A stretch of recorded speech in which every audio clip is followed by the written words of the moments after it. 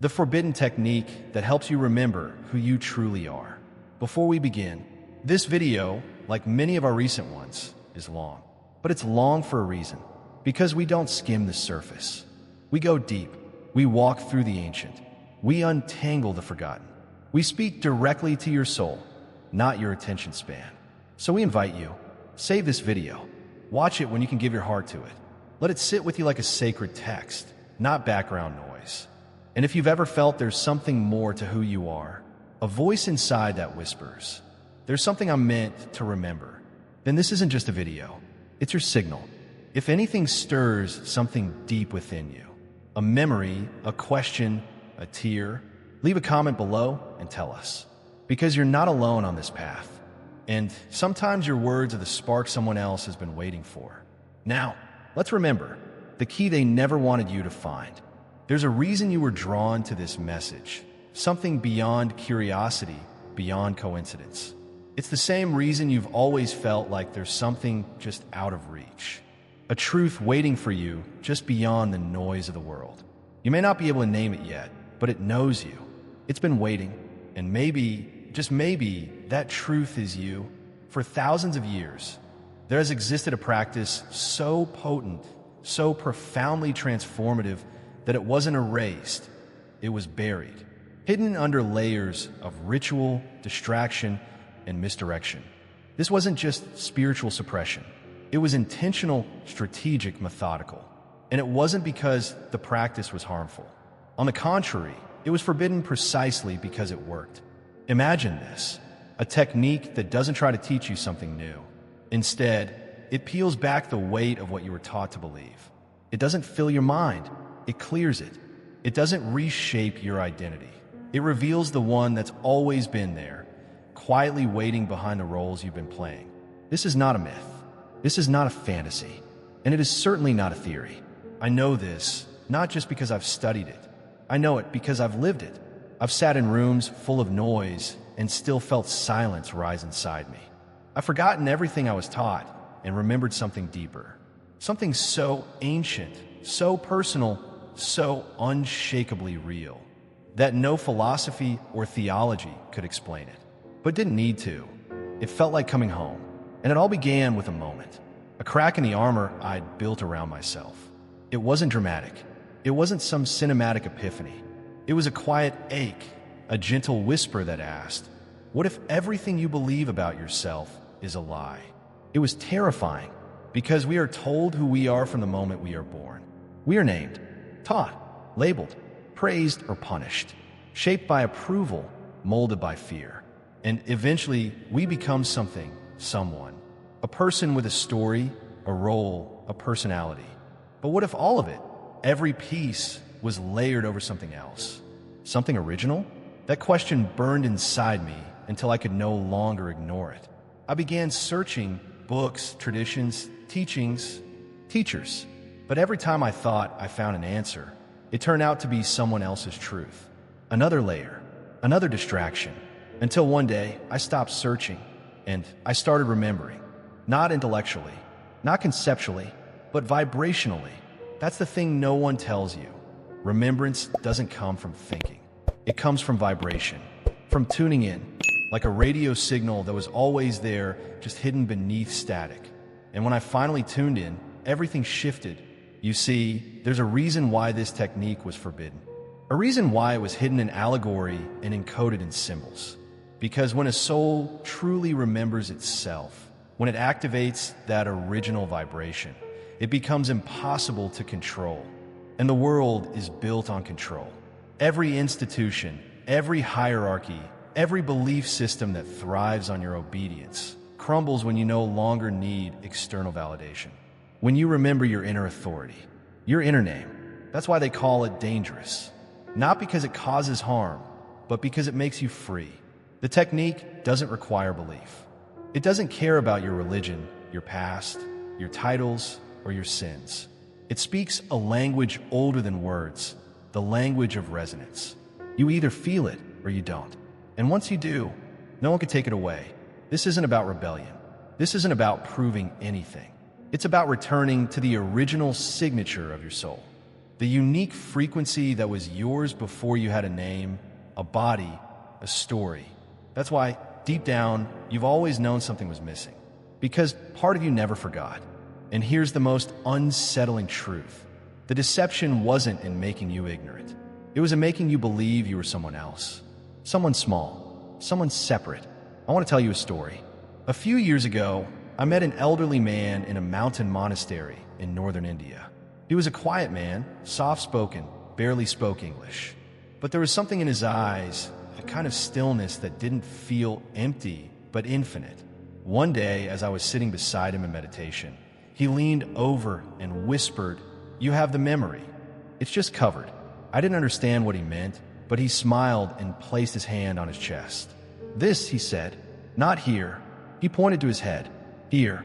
That night, I couldn't sleep. His words echoed over and over. "You have the memory. It's just covered." And suddenly, I realized I wasn't here to learn. I was here to remember. That changed everything. From that moment forward, I stopped trying to accumulate knowledge. I stopped trying to earn my way back to worthiness. Instead, I began listening deeply, not to the world, but to the space beneath it, to the pauses between thoughts, the silence behind the noise. And slowly, something stirred. At first, it felt like a feeling I couldn't name, then an image, then a vibration. It wasn't external, it was arising from within me. And it didn't feel like something new, it felt like something ancient. That's when I knew the key had never been lost. It had always been hidden in the one place they knew we'd never think to look, inside. So why am I telling you this? Because this isn't just my story, it's yours. If you've made it this far, it's because your soul has already started to stir. You wouldn't still be here if something inside you hadn't whispered, "This feels familiar." That is the beginning of remembrance. Not the end, the beginning. And from here, everything changes. You'll begin to notice the masks you wear, the voices that don't belong to you, the behaviors that feel like echoes instead of truth. You'll begin to hear your own signal beneath the static of the world. And it will scare you. At times, it will feel like you're losing yourself. But you're not. You're shedding the parts that never belonged. You're not breaking down. You're breaking open.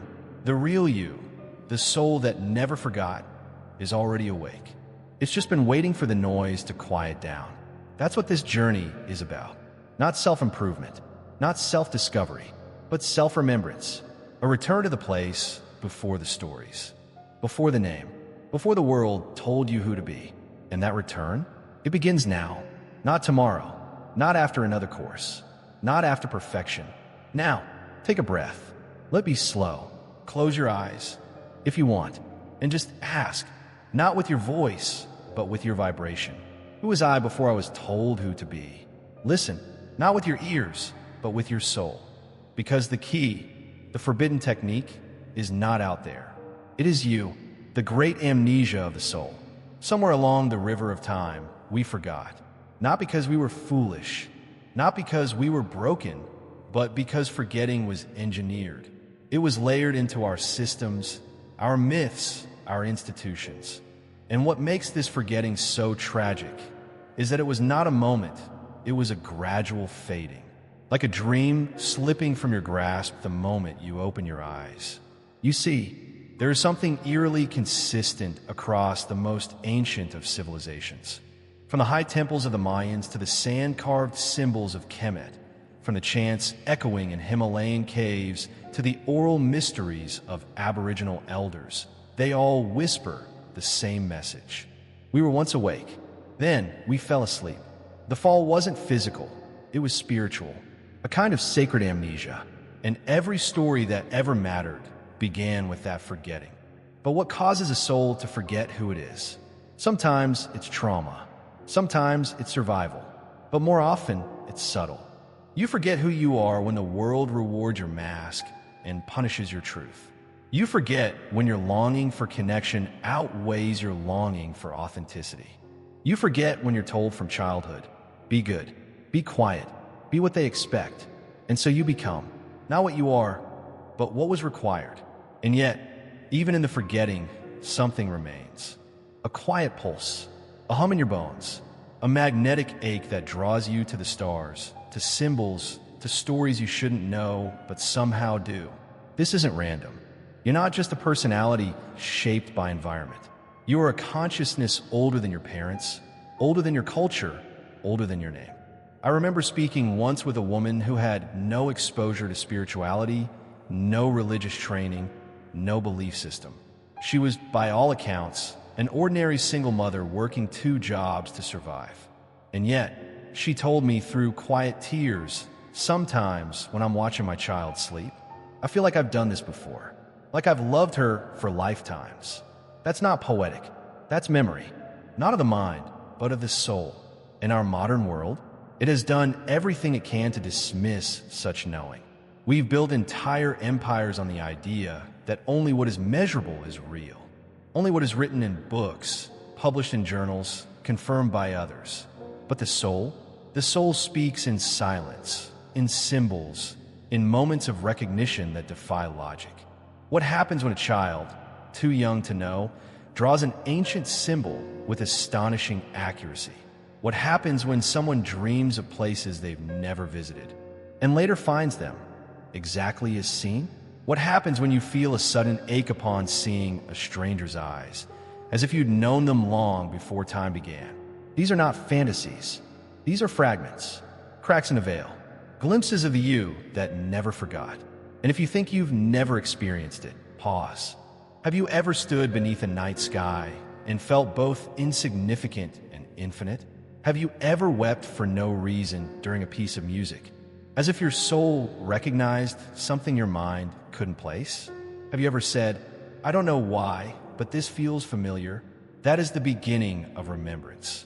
That is the sacred discomfort of waking up in a world still dreaming. But let's be honest, forgetting is easier. Forgetting fits in. It's rewarded. You follow the rules. You stay in line. You don't ask questions. And you get to be safe. But the soul was not designed for safety. It was designed for expansion. It remembers running wild before names existed. It remembers the language of trees and the wisdom of stars. It remembers who you were before the world carved you into a character. This is why awakening is not always pleasant, because remembering who you are means confronting what you are not. And when that veil begins to lift, it's disorienting. The career you thought was your calling starts to feel like a cage. The relationships you settled into begin to feel hollow. Even your hobbies, your habits, your routines, they start to tremble. Why? Because none of it was ever you. They were coats you wore to survive the winter of your forgetting. But spring is coming, and the soul, once stirred, refuses to go back to sleep. I'll never forget a conversation I had with a retired soldier. Decorated, stoic, not spiritual by any definition. We were sitting on a bench at a public park. He just watched his granddaughter sing in a school play, and he said something that still haunts me. You know, I've spent most of my life following orders, doing what I was told. And for the first time, watching her on that stage, I wondered what would have happened if I had asked who I was meant to be instead of what I was expected to do. He looked away, voice cracking. I think I've been asleep for 60 years. That's the pain of awakening late, but also the beauty of it. It's never too late, because the memory isn't gone, it's just buried. And the deeper the burial, the brighter the light when unearthed. Every story of awakening begins the same way, a quiet dissatisfaction, a subtle ache, a sense that something isn't quite right. Even if everything looks perfect on the outside, that's not depression, that's your soul knocking. And the forbidden technique? It begins here, not with words or rituals, but with a question that breaks the trance. Is this really me? When you start asking that question about your choices, your habits, your desires, you begin pulling the threads of false identity. The more you pull, the more the tapestry unravels. And yes, it's terrifying, but it's also sacred, because underneath that unraveling, you begin to see the outline of something ancient, something unshaken, something luminous. You. Not the version of you that went to school, got the job, played by the rules, but the version of you that danced in starlight before your first breath. The version that doesn't speak in words, but in knowing. The version that doesn't live in your mind, but in your marrow. So if you're feeling lost, good. If you're questioning everything, even better. Because the most dangerous souls in the world are the ones who remember. Not because they rebel outwardly, but because they no longer betray themselves inwardly. And no system, no structure, no authority can control a soul that knows who it is. That is why they trained us to forget. But the time of forgetting is ending. Not with violence, not with protest, but with silence, with vibration, with one soul at a time, remembering. Initiations lost in time. Long before modern religions carved commandments in stone, before scriptures were canonized and prophets became icons, there were initiations. They weren't public, they weren't loud, and they weren't designed for everyone. These rites weren't about worshiping a deity or memorizing doctrine. They were about piercing the veil, about remembering. But the path to remembrance has never been easy. It was never meant to be, because you weren't simply meant to recite your truth, you were meant to die for it. Not physically, spiritually. That's what the ancients understood, and it's why true initiation was so rare. Let me take you to ancient Egypt, long before the pyramids became tourist sites, when they were living temples. Deep within the House of Life, a secret order of high initiates, there existed a ceremony so sacred it was spoken of only in symbols. A candidate would be led into a dark chamber, placed in a sarcophagus, and left there, not as punishment, but as preparation. The body rested, but the consciousness was guided. A master, trained in the subtle realms, would escort the initiate through dimensions invisible to human eyes. They called this the journey beyond the veil. And when the candidate returned, they weren't the same. Something had shifted. Their eyes were sharper, yet softer. They moved with reverence. They remembered, not in words, but in essence. One Egyptian priest wrote, "He who dies before he dies does not die when he dies." That is not poetry. That is instruction. Thousands of miles away, in ancient Greece, the Orphic mysteries spoke of the soul as being entombed in the body, not as punishment, but purification. They believed the soul had drunk from the river of Lethe, the river of forgetting, and now walked the earth with no memory of its divine origin. The Orphic initiates weren't trying to save themselves, they were trying to remember themselves. Through sacred chants, ritual breathing, and induced trance, they learned to loosen their identity from the physical and touch their eternal self, if only briefly. They didn't escape life. They stepped outside of the illusion just long enough to recalibrate. And once you glimpse your original light, you can never unsee it. Even in India, long before yoga became a brand or a fitness routine, there were the rishis, wise seers who practiced smarana, which means remembering. To them, spiritual ignorance wasn't about being stupid or uneducated. It was about being disconnected. And the path back wasn't paved with facts. It was paved with silence, detachment, stillness. They taught that the soul is never lost. It's simply buried beneath noise. And that truth doesn't need to be learned. It needs to be recalled. I remember sitting under a banyan tree in South India, speaking with a Brahmin who had spent 40 years in silence, only breaking it once a year to bless others. When I asked him what the purpose of his silence was, he smiled and said, "Noise teaches you what others believe. Silence teaches you what you've always known." That sentence stayed with me, because that's what all these initiations were pointing to. Different cultures, different languages, different rituals, but the same goal: strip away the illusion, reveal the soul. But here's the tragedy. These rituals weren't erased by time. They were erased by fear, by rulers who feared people who couldn't be manipulated, by religions that wanted obedience, not awakening, by systems that found it easier to build empires on sleeping minds than awakened souls. And so, the initiations faded, not all at once. Some were mocked, some were criminalized, some were twisted into superstition. Others were absorbed in sanitized rituals that lost all potency. A shadow of the original remained, just enough to keep the story, but too little to spark the awakening. We turned fire into metaphor. We turned transformation into tradition. But the soul never forgets. And sometimes when the world is quiet, you'll feel it. A flicker, a tremble in the chest, a moment of déjà vu. the memory of a temple you've never visited but somehow recognize. That's not nostalgia. That's your soul knocking. And when it knocks, listen, because the true initiations were never just rituals. They were invitations to die, not in body, but in identity, to shed the layers built by society, family, fear, to sit naked and unguarded before the fire of divine memory, and to say, not with words, but with your presence, I remember. Today, most of these ancient practices have been lost or distorted, but the essence remains, because you can burn the books, you can silence the teachers, you can outlaw the rituals, but you cannot destroy vibration. And that's what the ancients knew. The soul doesn't need an external temple. It is the temple. The initiation doesn't require priests. It requires courage. And remembrance doesn't come through ceremony. It comes through resonance. That's why even now, without a monastery, without a guru, without a robe, you can still awaken. Right here, right now. All you have to do is allow the false to fall. The truth, it's been waiting. Not in the past, not in a scroll, but in you. The silent war against inner truth. What happens when truth becomes too powerful? It doesn't get debated.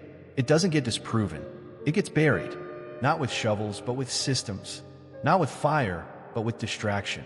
Not with screams, but with silence. This is the war no one taught you about. Not fought on battlefields, but in classrooms, boardrooms, pulpits, and screens. A war waged not against nations, but against the soul. A silent war against inner truth. It didn't begin with tanks or tyrants. It began with fear. The kind of fear that arises in the hearts of those who hold power when they realize something terrifying. An awakened soul cannot be controlled. And so, the strategy was subtle. Make people afraid of silence. Make them addicted to noise. Distract them, not with suffering, but with comfort. Not with darkness, but with dimness. Because when people are too numb to feel, they stop searching. And when they stop searching, they stop remembering. You see, the old initiations were never forbidden because they failed. They were forbidden because they succeeded. They made people sovereign. They unhooked souls from the machinery of conformity. They reminded people that they are not pawns in a divine game, but sparks of the divine itself. And to institutions built on obedience. That was the real threat. So the sacred texts were edited. The mystics were silenced. The stories were rewritten. The feminine was demonized. The body was shamed. The earth was turned from temple to commodity. They taught you that God lives far away. That truth is reserved for a chosen few. That power is something outside you, granted by authority. And so the veils multiplied. Veils of religion, veils of politics, veils of self-help, veils of science. Not all lies, but layers. Layers that made you forget that the temple was never built with stone. It was you. It has always been you. I once met a woman in a remote Andean village. She was a healer, but she had no certificate, no official title. She spoke in parables, with the calm of someone who had nothing to prove. When I asked her what the greatest spiritual danger was, she said, when people stop trusting what they feel and start worshiping what they're told. Her words cut like a knife.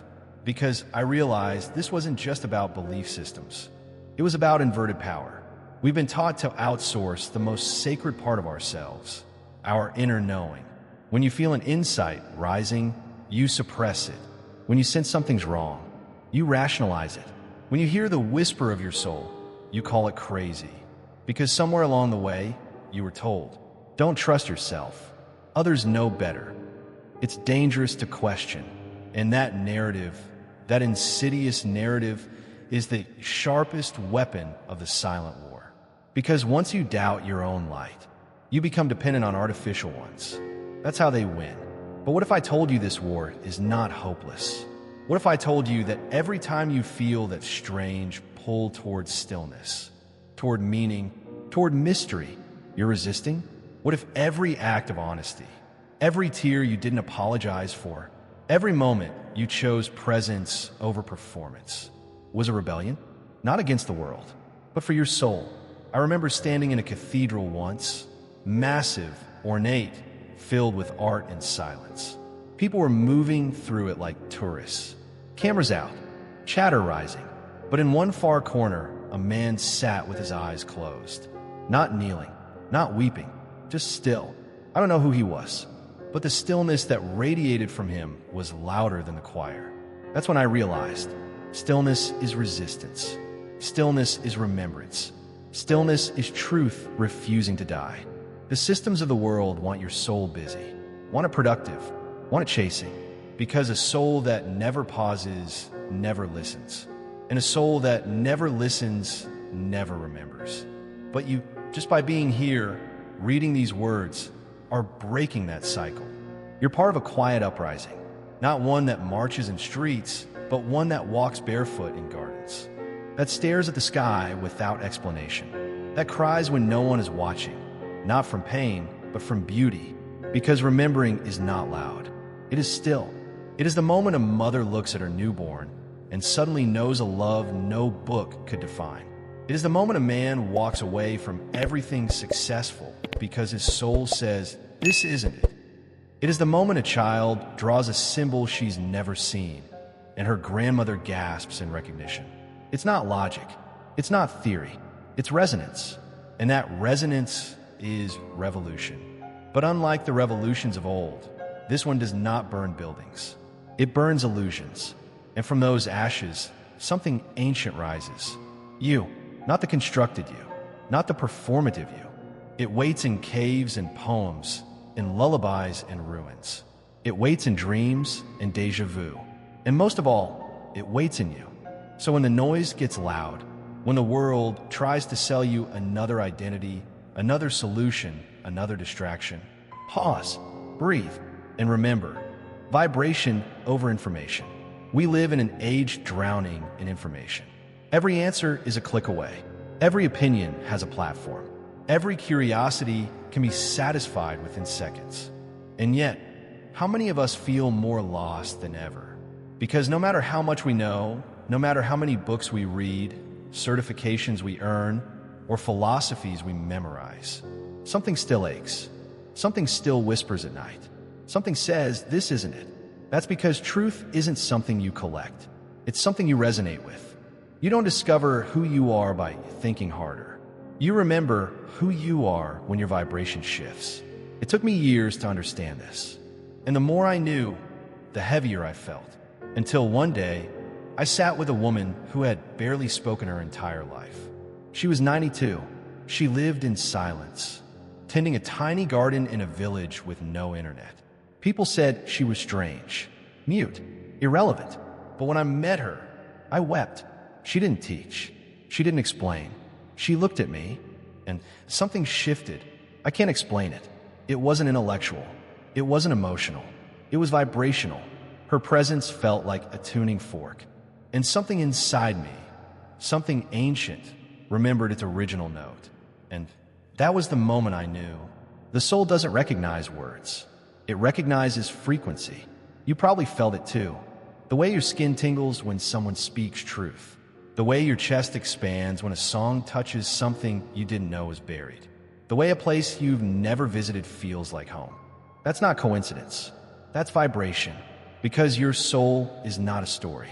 It is a sound, a pure tone, unshaken, eternal, unique. But like a piano that's been exposed to years of dust and disuse. That tone gets buried, not erased, just muffled. And the forbidden technique? It's not about finding new notes. It's about removing what dulls the sound. False beliefs, cultural conditioning, inherited trauma, internalized shame. All of these are interference. And as long as that interference remains, your soul's melody stays silent. Think of it like this. If your soul is a radio signal, then your ego is the static. And the moment you turn the dial, slightly, gently, deliberately, you begin to hear it again. That it is not a voice. It's not a sentence. It's not an answer. It's a hum, a pulse, a knowing. And once you feel it, even for a second, everything else feels like noise. You stop needing to be convinced. You stop needing proof. You stop needing permission. Because you're not following ideas anymore. You're following resonance. That's why ancient traditions across the world emphasized not just mantras, but the tone and intention behind them. Not just breath, but the vibration of breath. Not just silence, but the frequency that arises inside silence. They understood that what you vibrate with, you remember. It's why a single drumbeat can induce trance. Why certain symbols feel familiar, even if you've never seen them. Why you can feel home in a stranger's presence. These are not metaphors. They are evidence, not in the scientific sense, but in the soul sense. And that's what this path is about. Not gathering more concepts, but tuning to the essence beneath them. There's a reason so many mystics spoke in riddles. It's not because they wanted to confuse you. It's because truth doesn't land in the mind. It lands in the heart. And the heart doesn't understand logic. It understands rhythm, pulse, song. I remember once sitting in a small ceremony deep in the jungle with a group of elders who had no formal language for what they practiced. There was no doctrine, no listen, just silence, drumming, and breath. And in that space, something in me broke open. Not dramatically, not visually, but like 1,000 doors opened at once, silently. I didn't learn anything new that day, but I remembered everything. And I realized, you don't remember by thinking, you remember by aligning. So if you feel like you've hit a wall in your spiritual path, if you're tired of information and theory and self-help books, good. That means you're ready to feel your truth, not study it. You're ready to tune in, not figure out. You're ready to stop collecting answers and start listening to the one answer that has always lived in you. And that return doesn't need maps, just a willingness to quiet the noise, to sit in stillness, and to listen, not for words, but for resonance. Before anything can be revealed, something must be stripped away. And before you can remember who you truly are, you must come face to face with everything you are not. That's why the first phase of the forbidden technique, the one they never wanted you to find, isn't about power or light or bliss. It's about honesty, uncomfortable, relentless, sacred honesty, because you cannot wake the soul while still protecting the mask. And the truth is, most people spend their lives defending a version of themselves that was never real to begin with. The false self is not evil. It's not malicious. It's adaptive. It was born in response to pain, approval, rejection, and repetition. It formed when your innocence met expectations too heavy to carry, when your wildness was shamed, when your questions were ignored, when you were told, explicitly or silently, this is who you need to be in order to be loved. So you learned. You smiled when you didn't want to. You achieved because it earned praise. You shrank your truth to avoid punishment. You abandoned your intuition to belong. And slowly, piece by piece, the real you went quiet. But here's the miracle: it never left.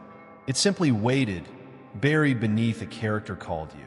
A character with a resume, a personality, an image, a role. And yet, deep down, you always knew something didn't fit. Like wearing clothes that almost suit you, but never quite. Like hearing your own voice, but slightly distorted.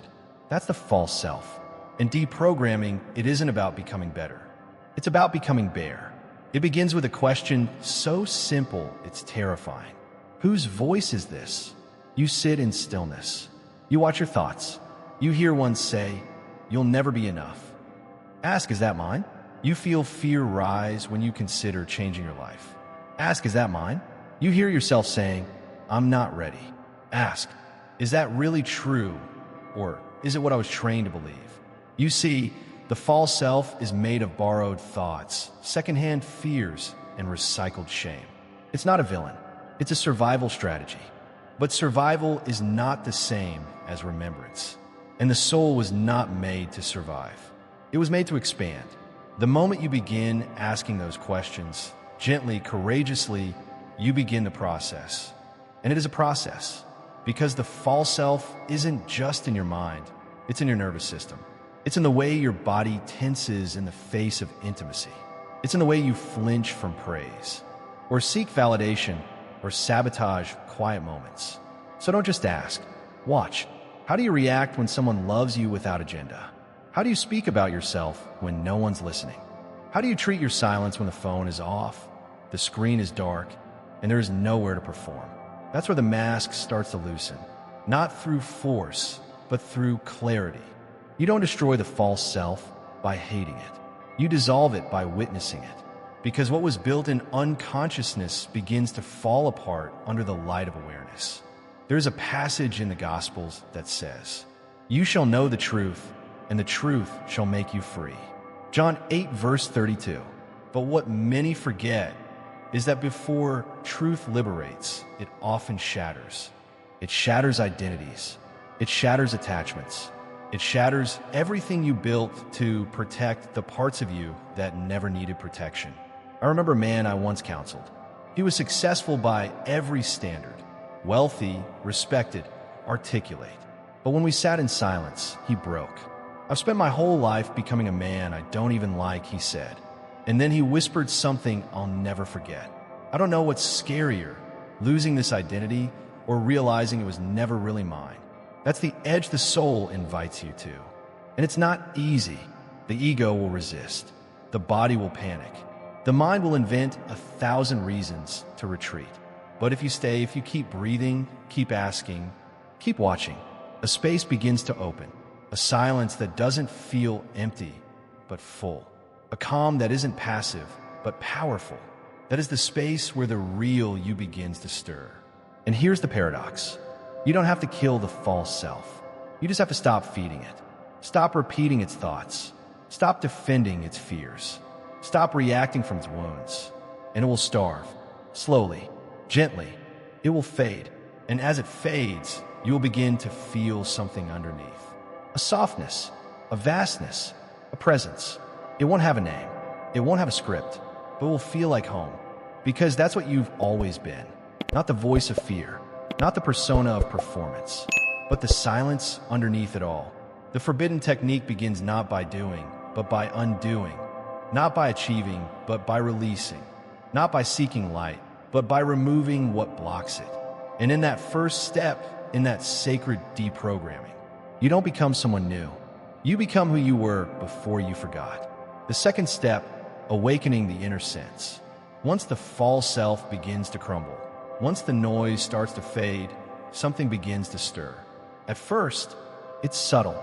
It doesn't come with fanfare or fireworks. It doesn't shout. It whispers. A flicker, a tingle, a sense of knowing that doesn't originate from thought, but from something deeper. Touch, smell. But what do you use to perceive the world within? What do you use to sense a truth that can't be explained? To recognize someone you've just met, yet feel you've known forever? It went quiet early in life. We were told to trust logic, to rely on facts, to dismiss feelings that had no proof. So we shut it down. But now, in this phase of remembering, it begins to come back, like a bird returning after a long winter. Like a long-lost friend who doesn't need reintroductions. It starts with small things. You walk into a room and feel tension before anyone speaks. You dream of someone you haven't seen in years, and they call the next day. You touch a tree and feel a calm deeper than words. You start sensing more, not because anything changed, but because you're finally quiet enough to notice. This inner sense isn't emotional. It's not logical. It's intuitive. But even that word is too small, because what you're awakening is not just insight. It's a new way of being, a way of receiving reality, not just thinking about it. And the more you tune into it, the stronger it gets. So how do you awaken it? Not by force, not by seeking visions or chasing signs, but by becoming present, deeply, lovingly, fully present. And here's where ancient wisdom comes in. For thousands of years, initiates used specific tools to awaken the inner sense. Not magic, not superstition, but precision. Mindful breathing, not just calming the nervous system, but aligning breath with awareness. With each inhale, you bring life. With each exhale, you release illusion. Soon you begin to feel energy move, not metaphorically, but physically. Silent rituals, not ceremonies for others to see, but sacred patterns that bring you home to yourself.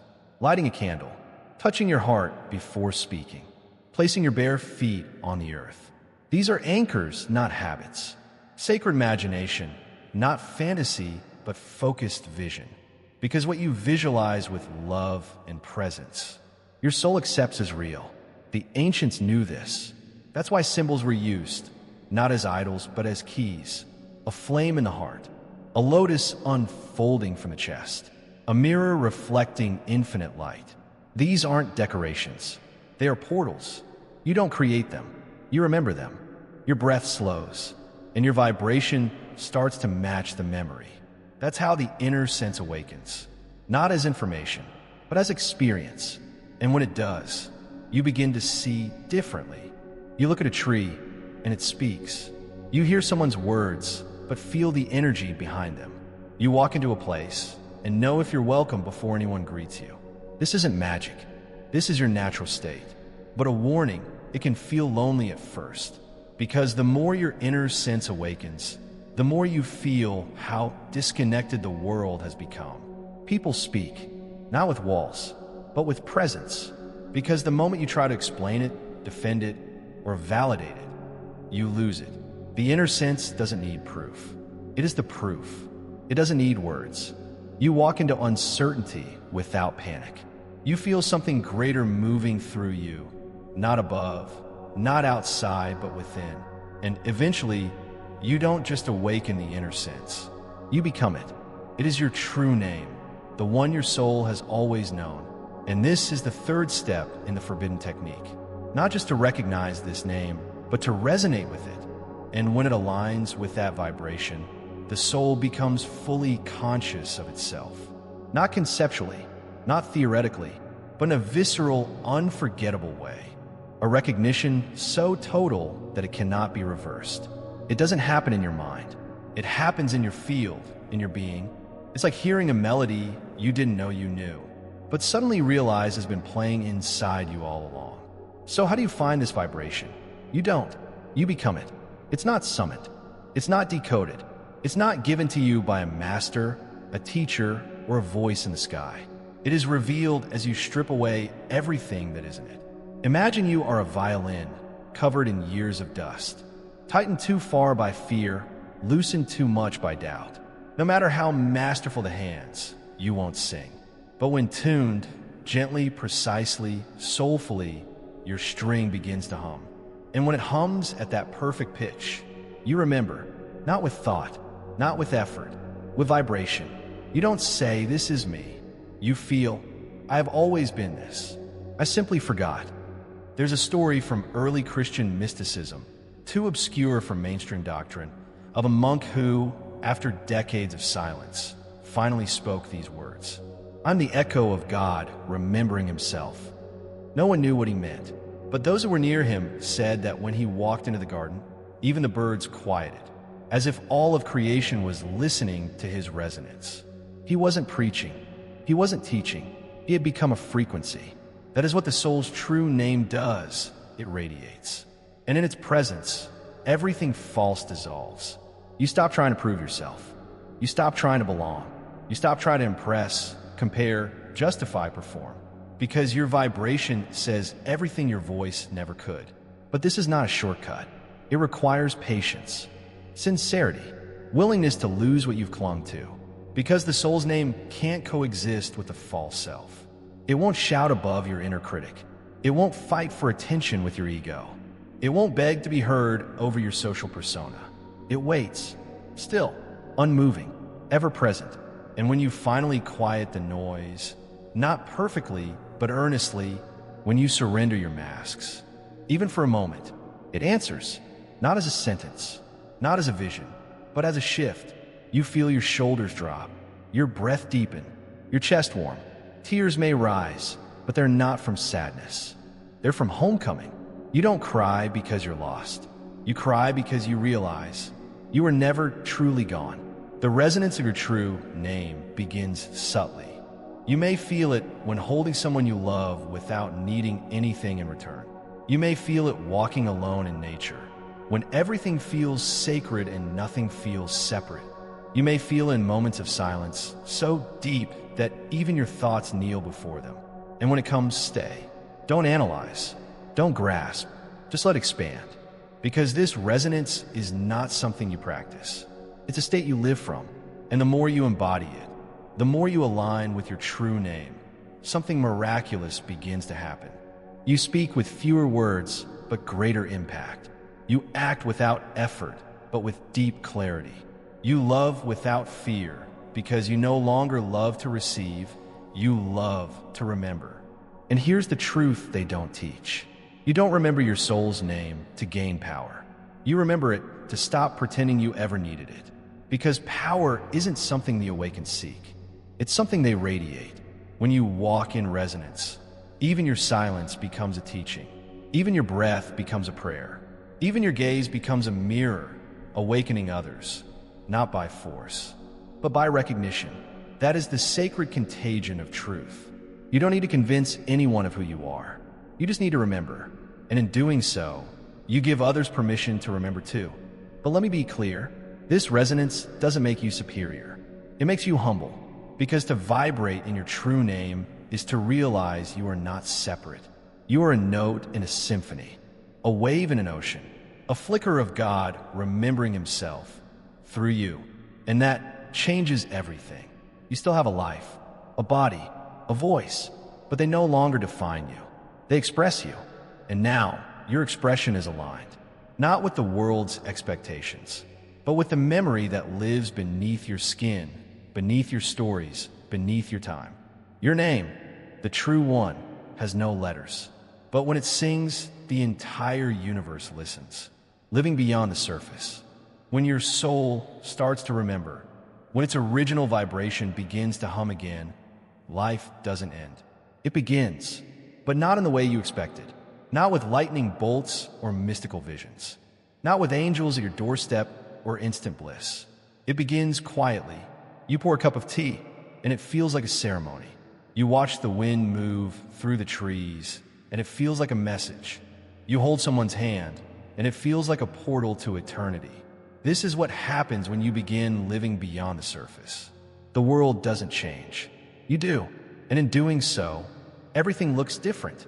You begin to see through things, through the performance, through the noise, through the masks people wear, not with judgment, but with compassion, because you wore them too. You recognize pain behind anger, longing behind arrogance, softness behind silence, because the soul that has remembered itself no longer lives from a surface. It lives from essence, and essence sees essence.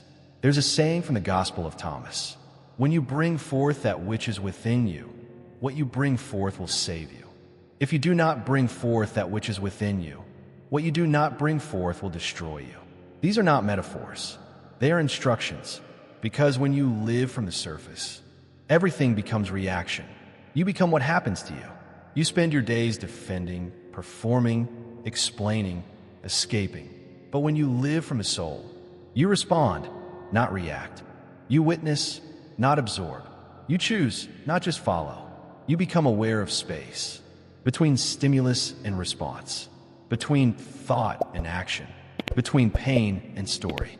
And in that space, you find freedom. Let me share a story. I once knew a man who had been through everything. Abandonment, addiction, loss. You'd expect him to be hard, bitter, armored. But he wasn't. He was the gentlest person I've ever met. When I asked him how he survived it all with such peace, he looked me in the eye and said, "I stopped confusing what happened to me with who I am." Those words hit me like thunder, because so many of us are living as the story, not the soul. We walk around carrying every disappointment, every wound, every title, every label, and we wonder why we're tired. But the soul carries nothing but light. It doesn't cling. It doesn't define. It witnesses. And that witnessing is where everything shifts. Because when you see yourself not as a role, or a victim, or even a hero, but as presence, you become untouchable, not invulnerable, but unshakably whole. You can feel grief without drowning in it. You can face fear without bowing to it. You can experience change without losing your center. Because your center is no longer built on surface things. It's built on the memory of who you were before you had to earn your worth, before the world taught you who to be, before trauma told you it was safe. You return to the place inside you where joy has no opposite, where peace isn't the absence of noise, but the anchor in the middle of it, where love isn't something you receive, it's something you are. From this place, even ordinary life begins to shimmer. You don't need to escape into retreats or rituals to find God. You find Him in the way your breath enters the body, in the way a stranger smiles, in the way the sky turns orange before it sleeps. Because when the soul is awake, everything becomes sacred. And when everything is sacred, nothing is wasted. Not the heartbreak, not the silence, not even the mistakes, especially not the mistakes. Because the soul knows they were never detours. They were initiations.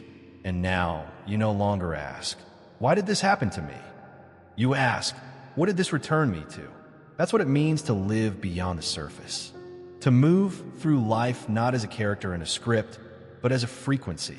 Not to perform the spiritual life, but to embody it. There's no applause, no audience, no spotlight, just a quiet revolution in your chest. A shift so gentle it's almost missed. A presence so constant it becomes your new gravity. And once you're there, really there, you realize something astonishing. You're not chasing your purpose anymore. You're living it. Every breath, every step, every moment spent fully here. That's the paradox. The surface says, strive harder. The soul says, be still. The surface says, prove yourself. The soul says, come home. And now you understand. The forbidden technique isn't a tool to get something. It's a mirror to remember you already are everything you were looking for. So you keep walking, not to arrive, but to continue expressing the light that finally remembered how to shine. The shadow you must embrace. To remember who you truly are is not all light and clarity. It is not just joy, stillness, and sacred tears. Sometimes it is rage. Sometimes it is sorrow. Sometimes it is the cracking of bones you didn't know were still buried. Because when the soul begins to awaken, truly awaken, it doesn't just bring back the memory of light. It brings back everything. The love you've withheld, the pain you've denied, the versions of you that never got to speak. This is the part most people don't talk about. The part most spiritual teachings skip. Because it's not beautiful, it's not easy, and it's not safe. But it's necessary. Because you can't reclaim the fullness of your soul while still exiling part of yourself. And that part, the one you've ignored, hidden, shamed, is known by many names. The shadow. But don't misunderstand. Your shadow is not evil. It's not the enemy.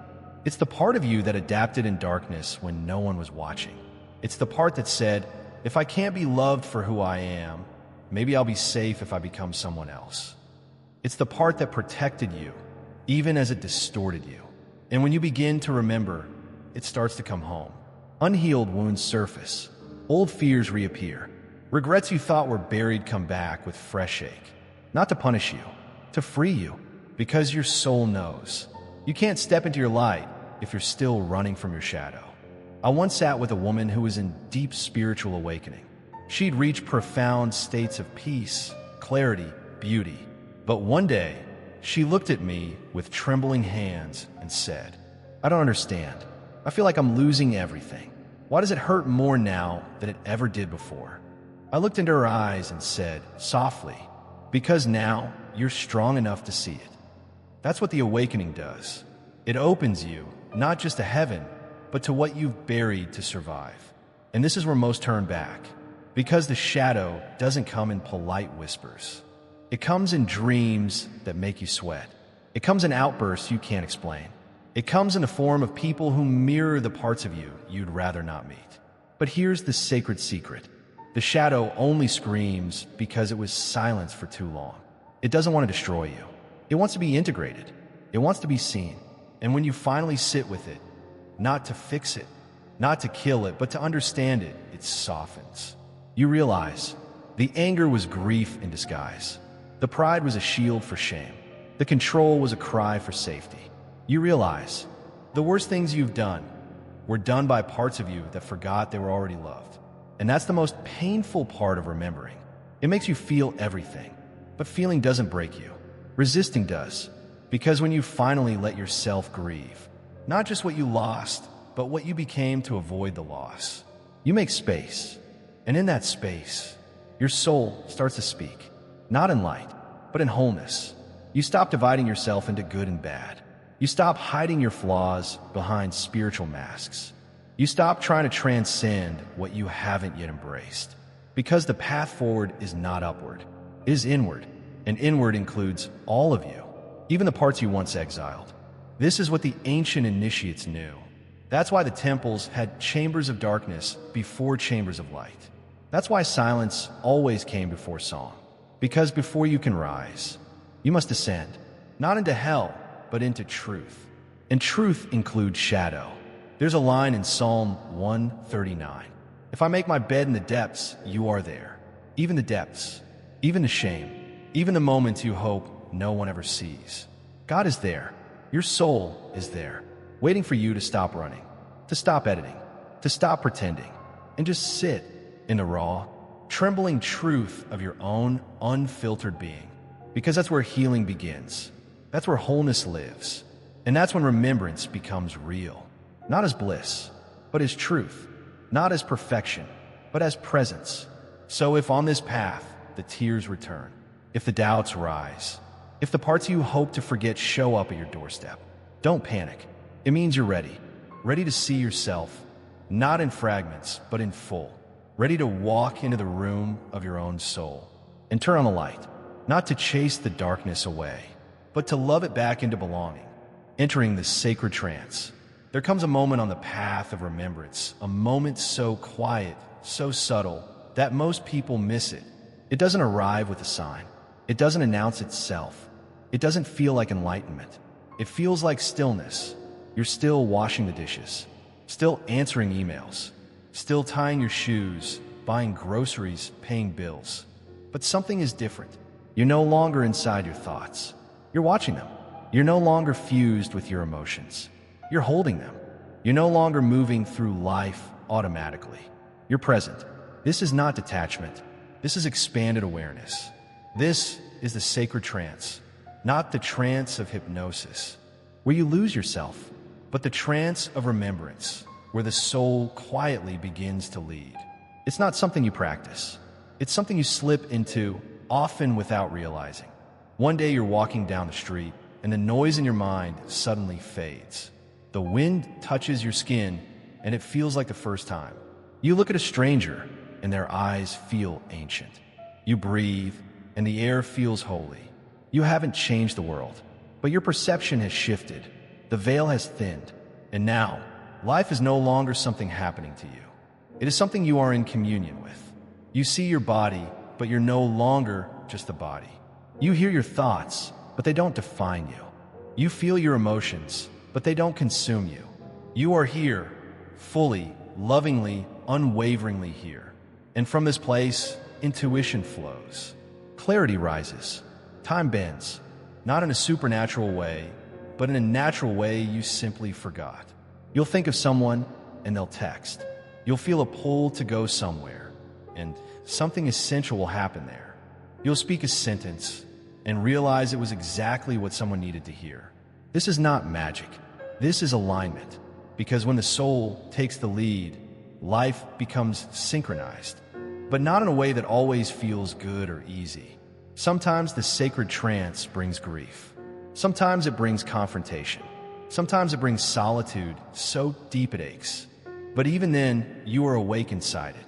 You're not collapsing. You're witnessing. You're listening, not with your ears, but with your field. And in that listening, truth unfolds.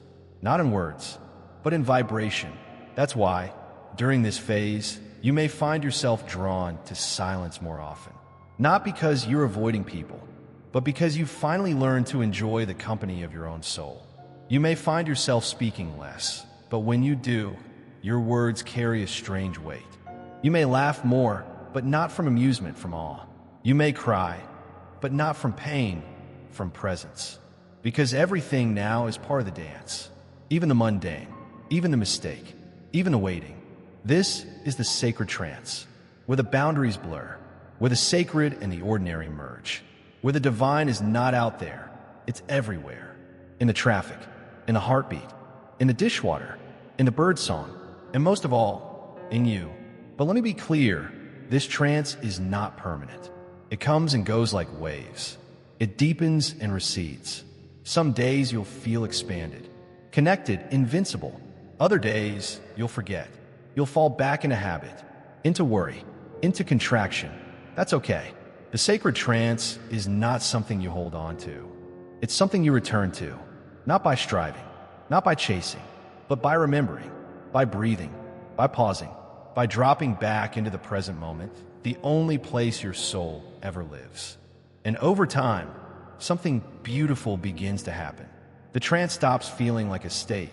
It starts to feel like a home, a base, a ground beneath everything else. You're still human. You still cry. You still stumble. But you stumble with grace now. You cry with clarity now. You speak, move, live from a place that is anchored. And that anchor? It's not an idea, not a belief, not even a practice. It is you, the you beneath the story, the you before the conditioning, the you that never forgot, only waited. And now, you're back, not as an escape from life, but as the one finally awake inside it. A new kind of living. Once the soul remembers, truly remembers, it cannot go back to sleep. It can drift, it can dim, but something fundamental has shifted. And that shift ripples out into every part of your life. You start living not just from memory, but from alignment. Not just with what you believe, but with what you are. This doesn't make you a saint. It doesn't make you perfect, but it does make you present. And from that presence, life itself begins to change. Not in the outer circumstances at first, but in the way you relate to everything. You don't make decisions from fear anymore. You don't say yes out of guilt or no out of avoidance. You act, not react. You speak, not perform. You rest, not escape. This is a new kind of living, one that moves from essence, not ego, one that honors slowness, depth, and truth, one where your entire being becomes an instrument of resonance. You begin to realize that every moment is a mirror. Every interaction is an invitation. Every obstacle is an initiation. And suddenly, even difficulty has meaning. Not because it's easy, but because you're no longer afraid of what it reveals. You no longer need to protect a fragile identity. You're not here to uphold a story. You're here to express a vibration. That expression touches everything. Your relationships shift. You no longer crave approval. You no longer seek people who validate your performance. You seek connection that speaks to the soul. And when it's not there, you don't chase it. You bless it. You release it. You walk on. You stop trying to change people because you finally see presence is more powerful than persuasion. And sometimes the most healing thing you can do is simply be real. Your work transforms. You may not change careers, but you'll change how you show up. You stop chasing achievement to prove something. You begin creating from joy, from service, from inner guidance. You realize when you work from remembrance, even the smallest task becomes holy. Your job is no longer just a source of income. It becomes a platform for transmission. People may not know what's different about you, but they'll feel it in your words, in your timing, in your energy. You won't need to convince anyone of anything. You just live it. And that is what begins to shift the world. Not slogans, not protests, not preaching, but people who remember who they are and live like it. This new way of living is not passive. It's not retreating from the world. It's not floating above the chaos. It's diving into life fully awake. It's taking sacred pauses between breaths. It's praying without words in a crowded subway. It's hearing the voice of God in the laughter of a child, in the ache of your own longing, in the stillness between two heartbeats. And perhaps most radically, it's letting go of the need to be anyone other than who you already are. You don't strive to be spiritual. You don't wear your growth like a badge. You don't perform your peace. You live your remembrance. And the world will notice, not because you're loud, but because your presence creates quiet. You'll be the calm in the chaos, the pause in the panic, the open door in a hallway full of locks. And when people come to you, drawn not by what you say, but by how you are, you won't give them answers. You'll give them permission to slow down, to feel, to listen, to remember, because this new way of living isn't a private blessing. It's a shared awakening, not because you preach it, but because you embody it.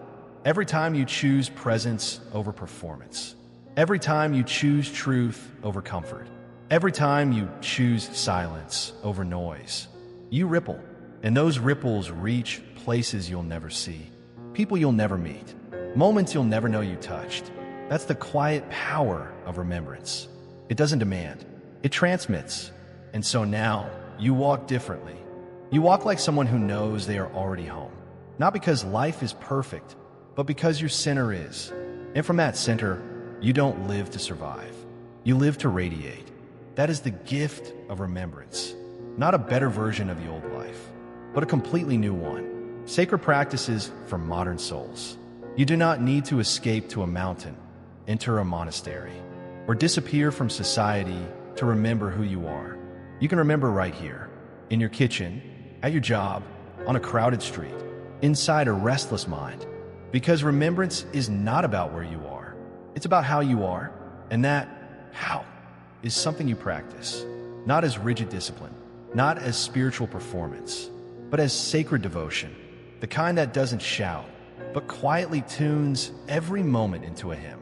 Here are some of the most powerful practices, simple but potent, meant for modern souls living in a noisy, distracted world.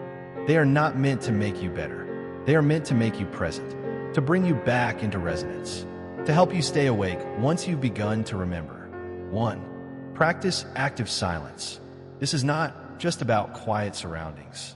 It's about quiet within.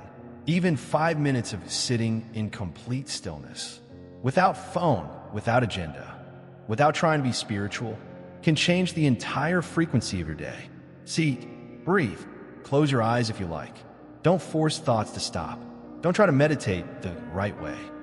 Just listen. Let silence become a living presence. Let it speak, because it will speak, but not in words. It will remind you of a part of yourself that has always been still, always known, always waited. And the more often you return to that place, the more natural it becomes to live from it. 2. Make your movements a ceremony. Most people rush through their day like life is a checklist. But what if every act, no matter how small, was sacred? When you eat, eat with your soul. When you walk, walk as your soul. When you speak, let your soul form the words. Brush your teeth with presence. Pour water with reverence. Tie your shoes with gratitude. These tiny acts, when infused with awareness, become rituals. And those rituals keep you anchored. You don't need candles or mantras or special objects. You need attention. That's it. Because attention is love. And what you love, you remember. 3. Clean the temple of your mind. Your soul doesn't forget, but your mind buries memory under noise. Be ruthless about what enters your awareness. What do you watch? What do you scroll through? What conversations do you tolerate? What music do you pump into your field? Every image, every sound, every word either brings you closer to resonance or pulls you into distortion. Guard your attention like a sacred fire, because it is. And when you clear out the clutter, you'll find the soul's voice grows louder. It was always there. It was just drowned out. 4. Speak less, but speak from deeper. Words carry frequency. Not all speech is sacred. In fact, most is a repetition of what others have said. Practice speaking less, but from a deeper place. Before you talk, pause. Feel into your breath. Feel into your center. And ask, am I about to speak from habit or from soul? Don't rush to fill silence. Let silence shape your words. When you speak from remembrance, your voice becomes medicine, not because it's impressive, but because it resonates truth. 5. Act as if you already remember. This might be the most transformative of all, even if you don't feel fully awake. Start acting like you know who you are, not to pretend, but to invite the soul forward. Walk like you carry something eternal. Look at others as if they do too. Love like you've known them before. Make decisions from your future self, the one who's already remembered. This is not delusion. This is alignment. Because the soul doesn't need you to understand everything. It needs you to trust the knowing that's already there. When you live like you've remembered, you create the conditions for remembrance to unfold. And slowly, you'll realize You weren't pretending. You were becoming. These 5 practices are not rules. They are invitations, paths back to a center that has never been lost, only ignored. And yes, the world is noisy. Yes, the day is long. Yes, there are demands and distractions and obligations. But none of those are stronger than your soul's memory. All it needs is a door. And these practices are that door. A way to live in the world, but not be consumed by it. A way to stay awake, not just in moments of meditation, but in the messiness of real life. And that, perhaps, is the truest form of spirituality. Remembrance that walks. Remembrance that shops for groceries. Remembrance that holds a crying child. Remembrance that pays bills on time and still prays between phone calls. Because if remembrance doesn't touch your life, if it stays locked in lofty ideas, it hasn't really happened. True remembrance is not an escape from the world. It is a return to the world with open eyes, open heart, and soul fully present. Speaking from remembrance, most people speak to be heard. Some speak to impress. Fewer speak to connect. But the rarest speak to awaken. And that is what happens when you speak from remembrance. Words no longer come from your mind. They come from your depth. Not because you're trying to sound wise, but because truth has taken root in you. And when you open your mouth, it flows, not from effort, but from essence. You don't need spiritual jargon. You don't need to quote ancient texts.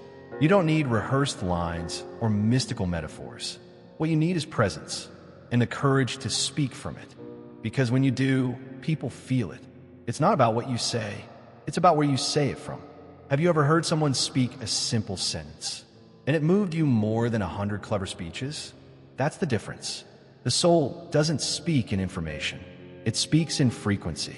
And when your words rise from your soul, they don't just fill the air. They resonate. They remind people of something they didn't know they had forgotten. They don't explain. They ignite. That is the power of sacred speech.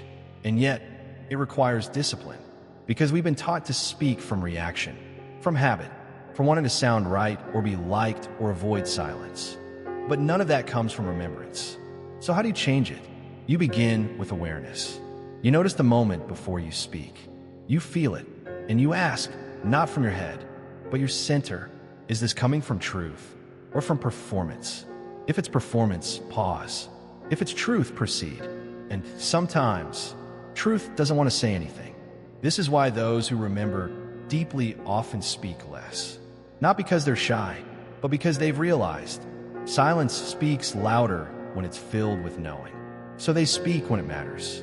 And when they do, their voice carries weight. It's like a tuning fork, not to control or convince, but to invite resonance. You don't have to be a teacher to speak from remembrance. You don't have to be a leader, a guru, or a preacher. You could be a mother whispering to her child, a stranger offering kindness at a bus stop, a friend sitting with another in grief. Because sacred speech isn't about status. It's about source. Where are you speaking from? Not just in spiritual moments, but in arguments, in misunderstandings, in decisions, in I love you, and in I can't do this anymore. Will you speak from your masks? Or will you dare to speak from your soul? Sometimes, speaking from remembrance means telling hard truths. It means saying no without guilt. It means not explaining yourself when silence speaks better. Other times, it means saying the words you've held back for years. I forgive you. I'm sorry. I'm ready now. I remember. And when those words come from remembrance, they carry more power than 1,000 sermons. Because they aren't just words. They are releases, initiations, keys. You never know who will be unlocked by your voice. You never know whose soul will stir just because you said something simple, honestly, gently, truly. That's the gift and the responsibility, because remembrance is contagious. And when you speak from it, you pass it on, even when you don't know it, even when it's just one sentence whispered into the dark. That's how light spreads, not with noise, but with truth carried in frequency. So the next time you speak, ask yourself, am I echoing something I've heard? Or am I offering something I know? And if you're not sure, pause. Feel. Wait for the vibration to rise. And if it doesn't, stay silent. because silence, too, is a language of the soul. It teaches patience. It creates space. It lets others find their own resonance. You don't have to fill every gap. You just have to fill every word with presence. Let your speech become your offering. Let your voice be your altar. And let every sentence be a spark, not of cleverness, but of remembrance, embodying before remembering. Most people wait to remember before they begin to live differently. They think, once I'm awake, I'll start living with purpose. Once I feel the divine, I'll make different choices. Once I understand fully, I'll walk in truth. But the soul doesn't work like that. The remembering doesn't come first. The walking does. You remember by embodying. You become aligned by acting as if you already are. This isn't about pretending. It's not about faking enlightenment. It's not about putting on a spiritual mask. It's about inviting the soul forward through action. Imagine this. There's a seed inside you.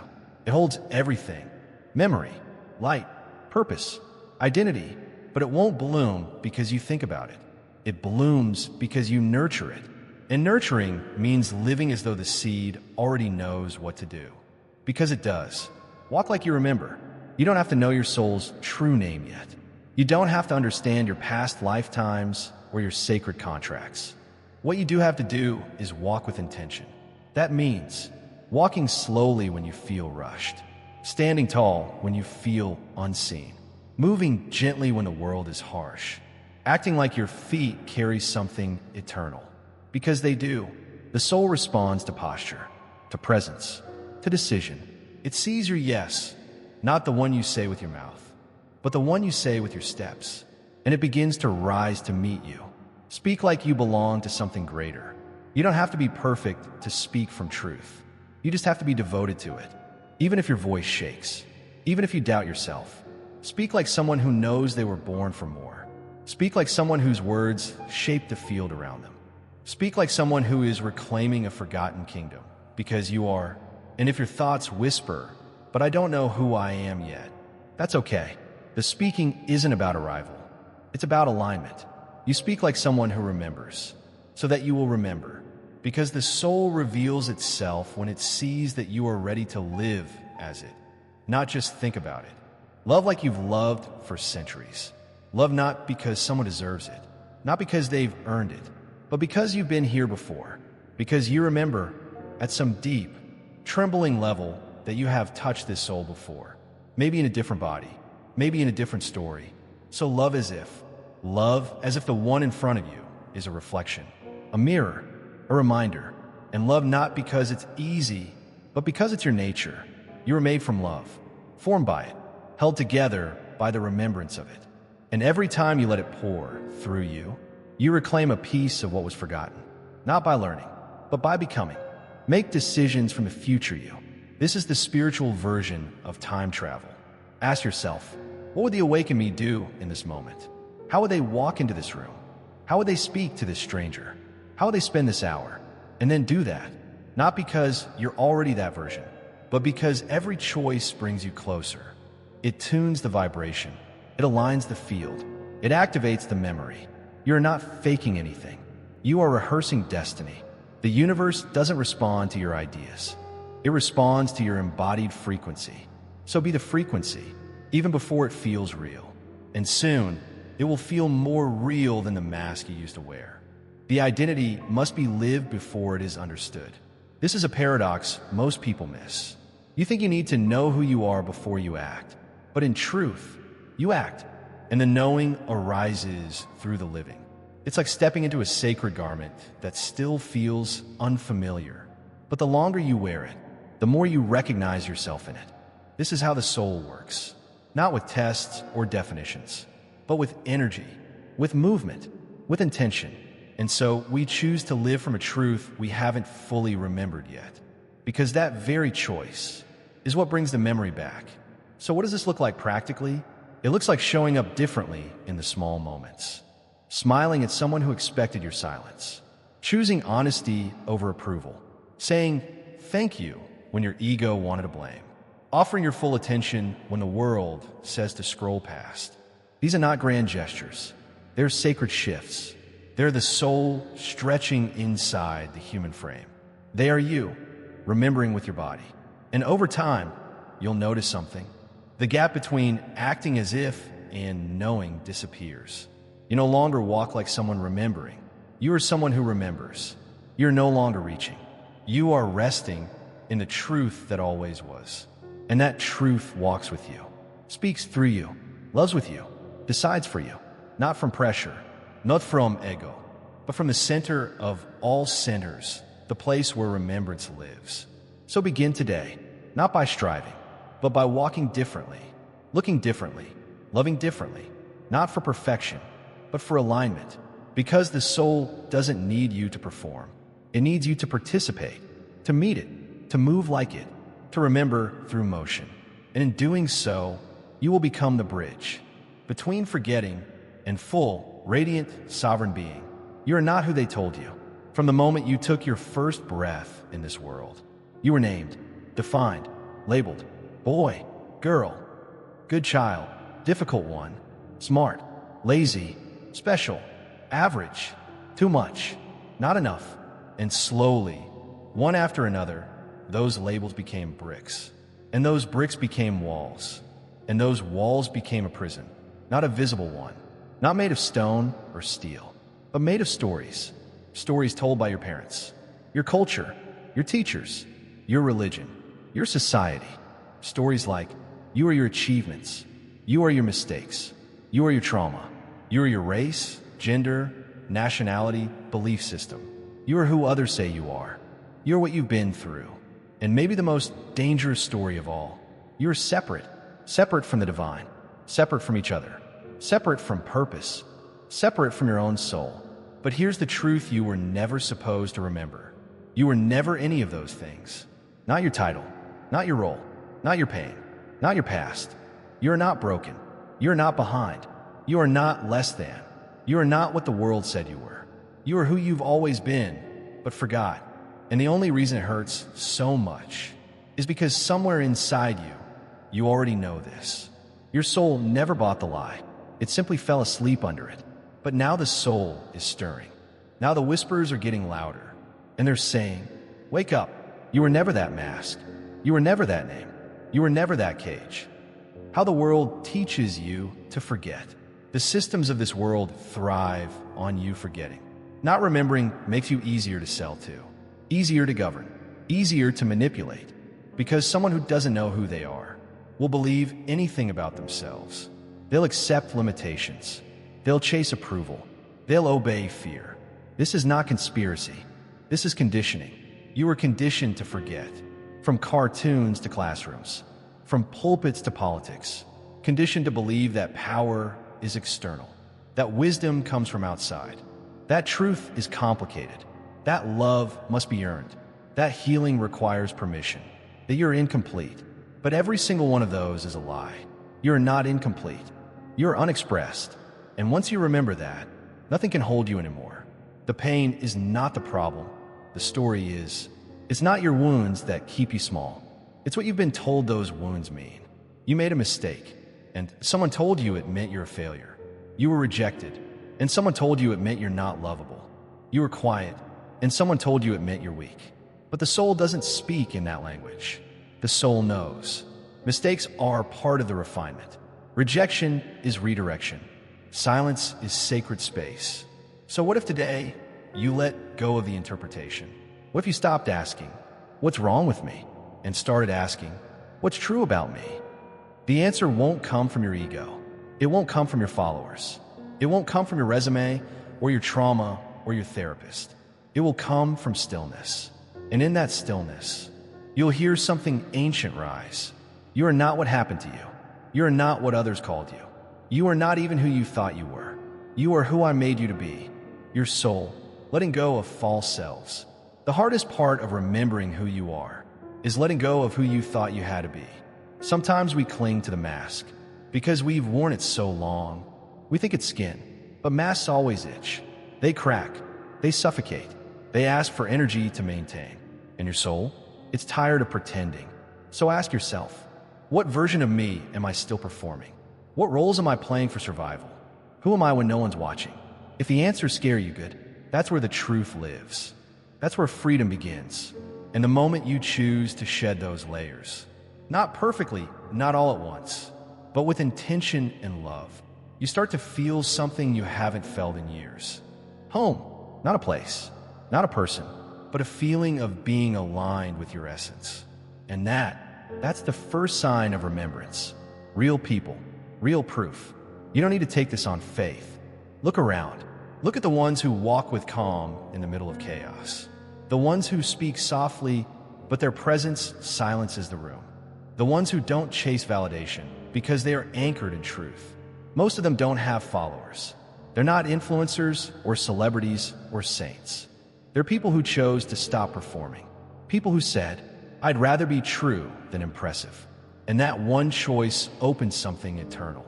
I once met a woman who had been through years of abuse. Silenced, forgotten, overlooked.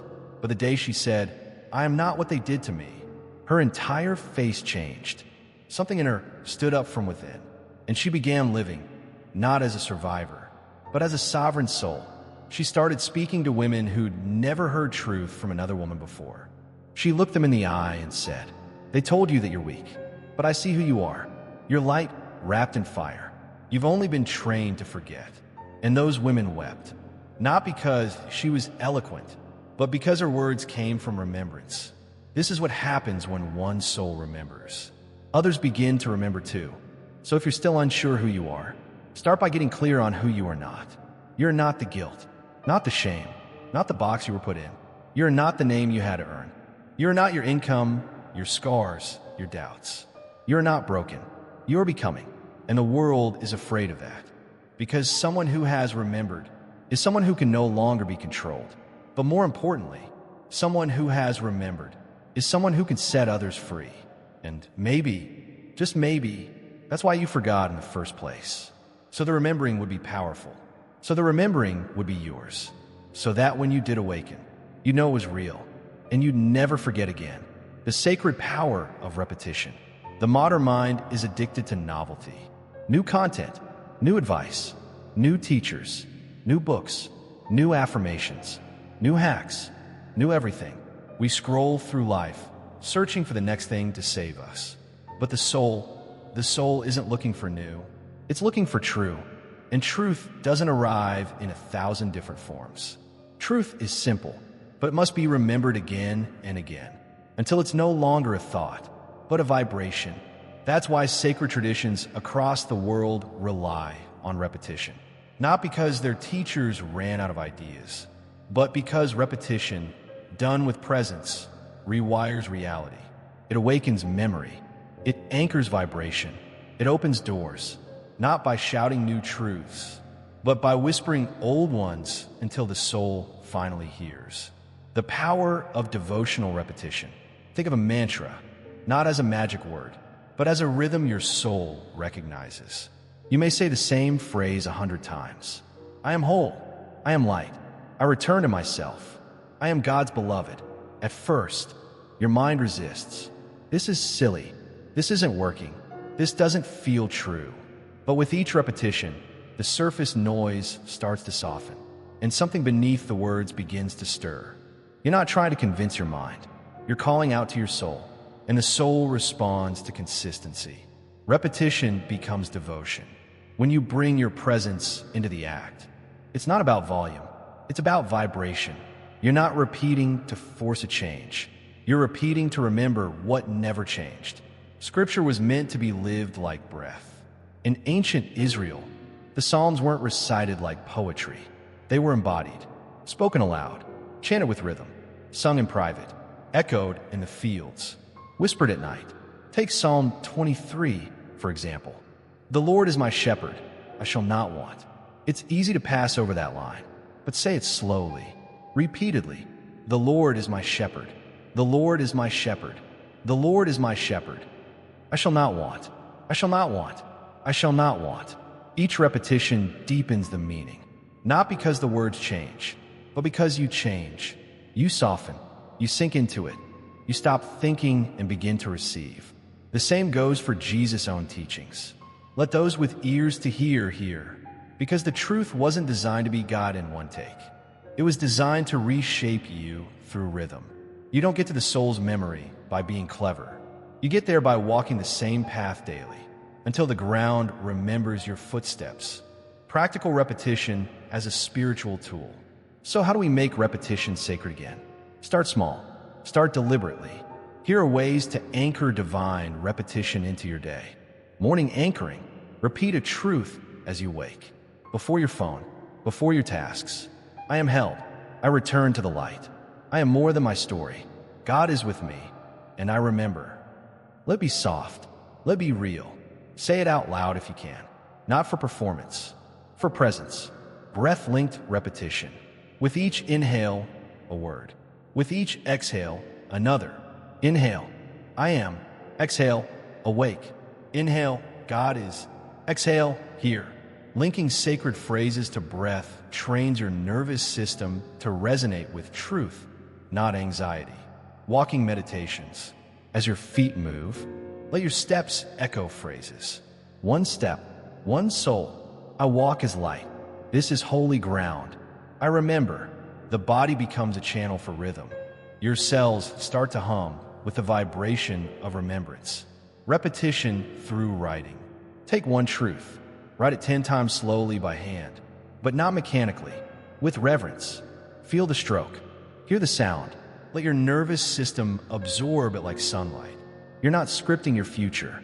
You're dissolving the fog around what's already inside. Why repetition feels boring and why that's the test. The ego hates repetition. It loves complexity.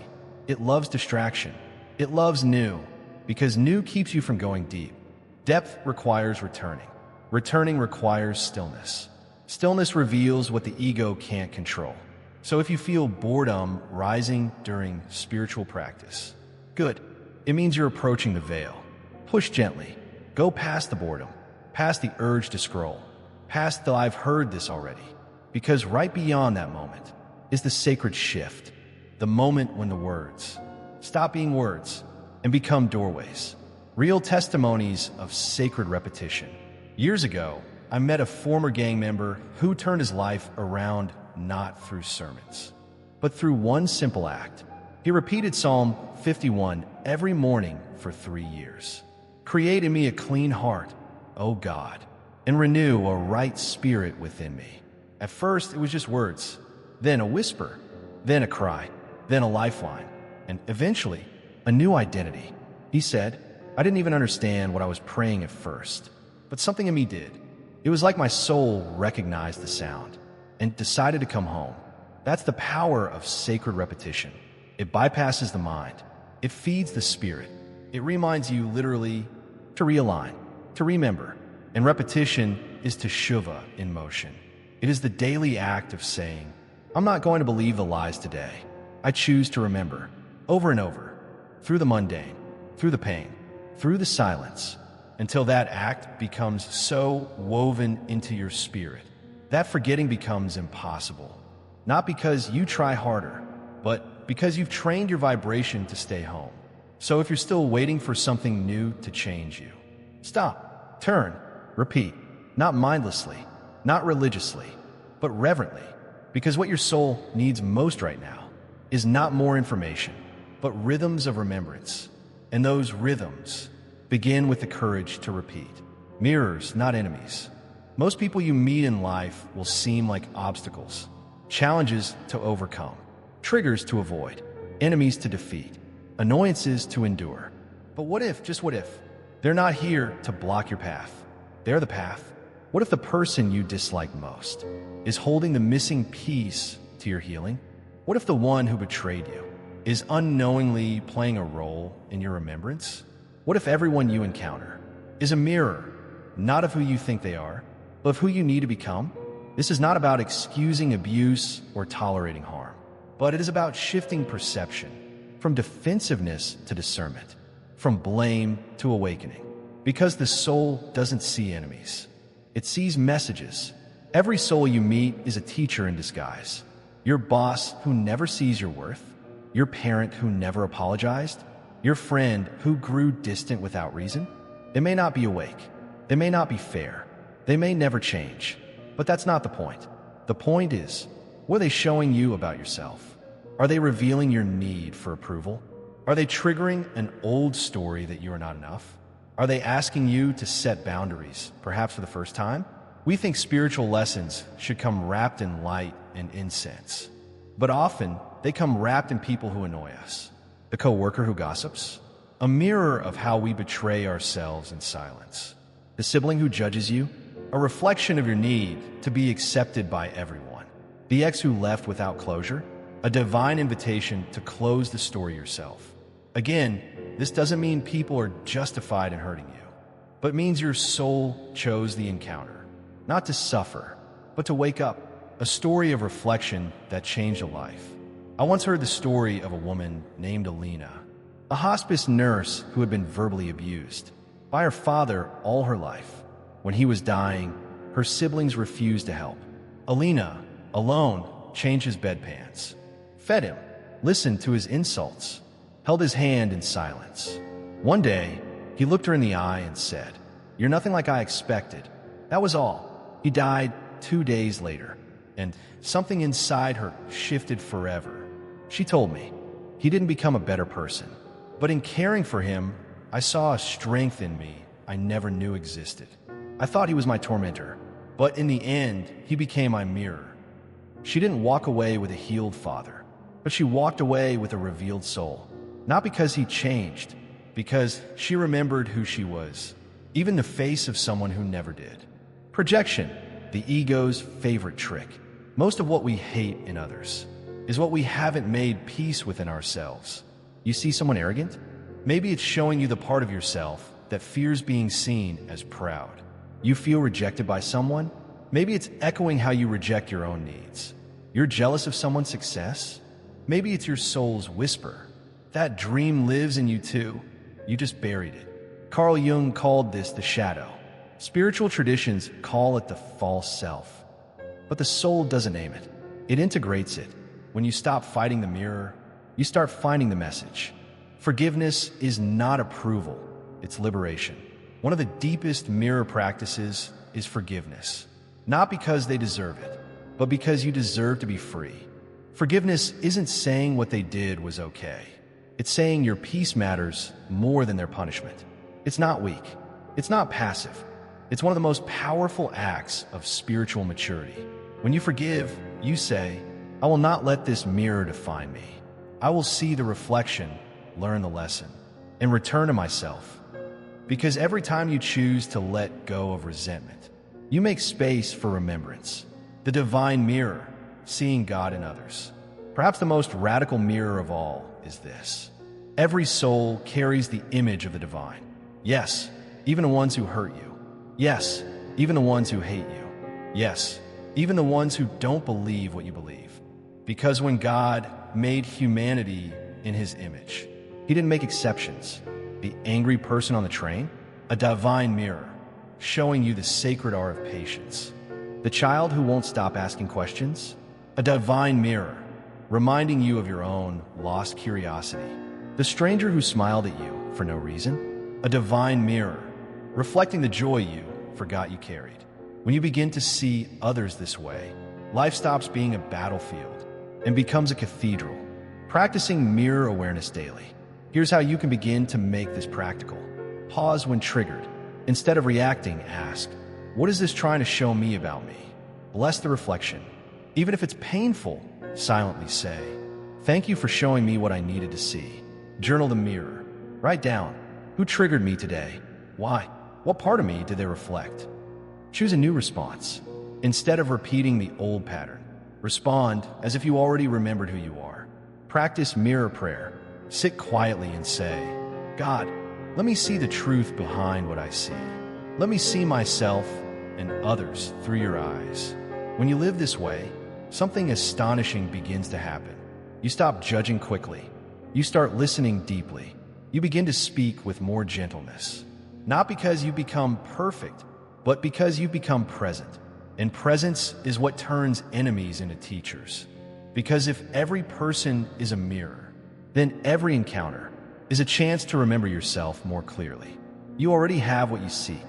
From the moment we open our eyes each morning, we're trained to believe that life is about getting more answers. getting more success, getting more validation, getting more something to fill the space inside. We are taught to chase, but never to come home. We are conditioned to believe that what we seek is separate from us. So we set off like pilgrims with empty cups, begging for wisdom, thirsting for purpose, longing for some sign from heaven that we matter. But what if the sign has always been inside you? What if the very thing you've been praying for has been praying through you all along? The lie of separation. The greatest illusion sold to the soul is the illusion of distance. That God is far away. That peace must be earned. That purpose must be discovered out there. That love must be deserved. That your worth is a prize for good behavior. But the soul is not born in separation. The soul is born in oneness. That's why children don't doubt themselves. They don't question their value. They don't perform to be worthy. They know, not because they've read books or attended retreats, but because they haven't yet forgotten. That's what remembering really is. It's not acquiring something new. It's peeling back the lies to reveal what has always been true. A personal moment of realization. I once spent 3 months in silent retreat, hoping to finally find myself. No phones, no distractions, just the quiet company of my breath. I expected angels. I expected epiphanies. I expected fireworks of revelation. But after weeks of silence, all I felt was nothing, just boredom, doubt, silence. One night, frustrated, I sat under a tree and whispered, "God, I gave you everything. Why haven't you answered?" And I felt these words, not in my ears, but in every cell of my being. You were never lost. You just kept looking in places you don't live. It broke me, not because it was poetic, but because it was true. I had spent years searching for what had never left. And that night, I stopped searching. I started listening. The kingdom within. Jesus said something revolutionary, something we quote often but rarely grasp. The kingdom of God is within you. Luke 17, verse 21. Not above, not beyond, within. Do you realize how radical that is? It means the very thing we seek through religion, through ritual, through reward, is already etched into the soul. It's not hidden in temples, nor locked in sacred books. It's humming inside you, a quiet pulse of knowing, waiting to be noticed. You don't need to travel the world to find it. You need to return to your center, the wisdom hidden in the ordinary. Most of us miss the divine because we expect it to wear a halo, but the soul speaks in whispers, not lightning. A child's laughter that heals something you didn't know was broken. A stranger's glance that reminds you of your own humanity. The silence between thoughts when everything finally feels still. These are not distractions. These are doorways. You're not waiting for a miracle. You are the miracle. The problem isn't that you're not hearing God. The problem is we often expect His voice to sound like thunder, but sometimes it's just the sound of your own breath when you finally stop running. Enoughness is the foundation of remembrance. You've been told you're incomplete, that you must earn enlightenment, that you must purify yourself before you're worthy to hear God. But the soul already carries the memory of wholeness. You don't need to be perfect to remember. You just need to be present. Present enough to notice the divine in the daily. Present enough to hear truth in your own silence. Present enough to stop editing who you are. Long enough to feel who you've always been. The forbidden technique we've spoken of, it doesn't give you new power. It helps you stop forgetting your original one. Practical ways to come home to yourself. If you feel like what we're saying is beautiful but distant, here's how to bring it close. Begin every day with this truth. I already have what I seek. Write it. Whisper it. Say it until the fear starts to shake loose. Stop seeking and start sensing. Instead of asking, where is my purpose? Ask, what part of me already feels alive? What lights you up? What stills your mind? That is your map. Track your alignment, not your achievements. You are not here to impress heaven. You're here to align with it. When your thoughts, words, and choices feel rooted in peace, you're on the path. Let stillness be your teacher. Sit for 5 minutes each day in silence. But don't do anything. Just let yourself be. No goals, no prayer lists, no expectations. That sacred pause is where your soul lives. what you're really looking for. You're not looking for answers. You're looking for peace. You're not looking for applause. You're looking for alignment.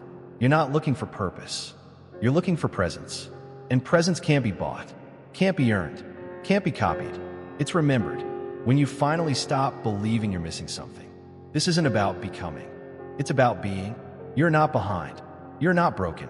You're not lost. You are simply awakening. And the best news? What you've been looking for has already found you. It's been calling your name, not loudly, but constantly, in your dreams, in your longing, in your stillness. You're not a beggar at heaven's gate. You are a citizen of the eternal, and your memory is beginning to return. Welcome home. Awakening is the beginning, not the end. For a long time, we've been taught that awakening is the finish line, the end goal, the grand finale. But the truth?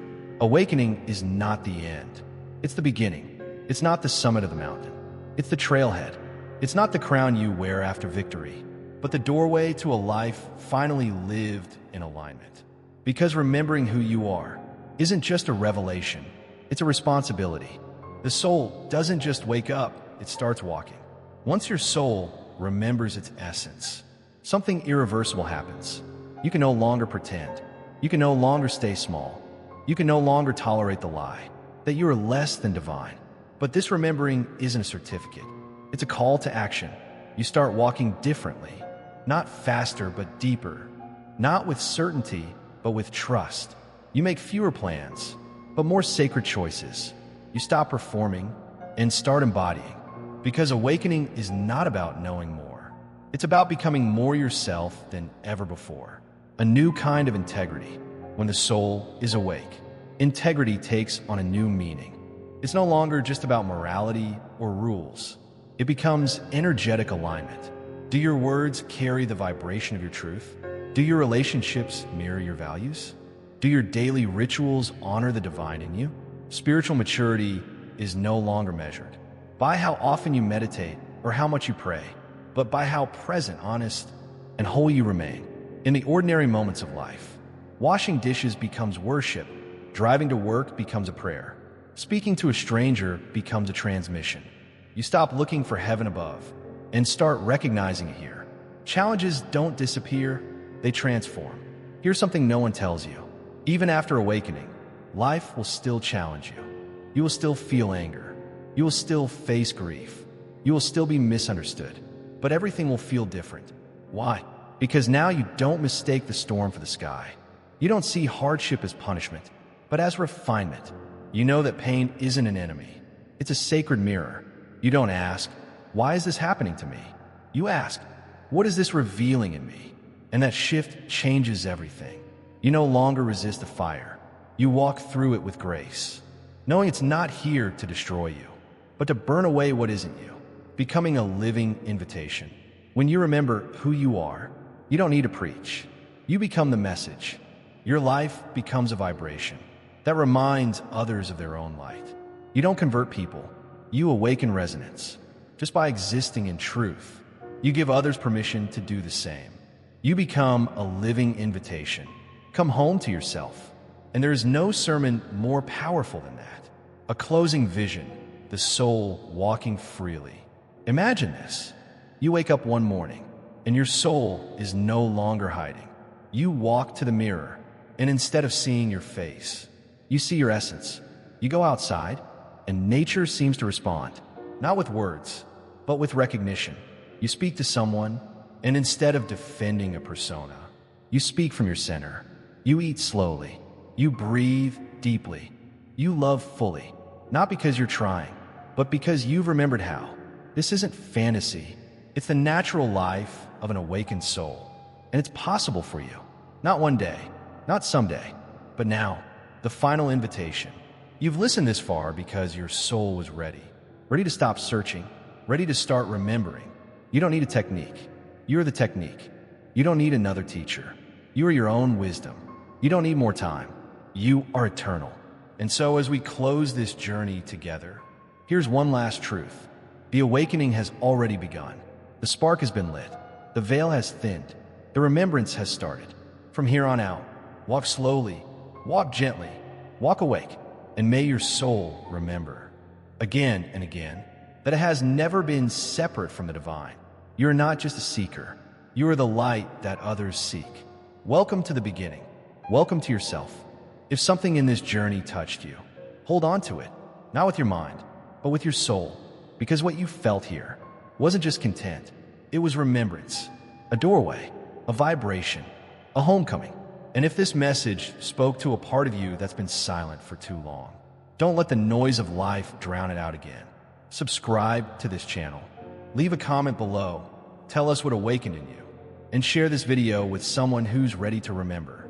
Because there's no revolution greater than one soul waking up and then helping another do the same. This is Journey of Spirits. And this isn't the end. It's the beginning. We'll meet you in the next remembrance.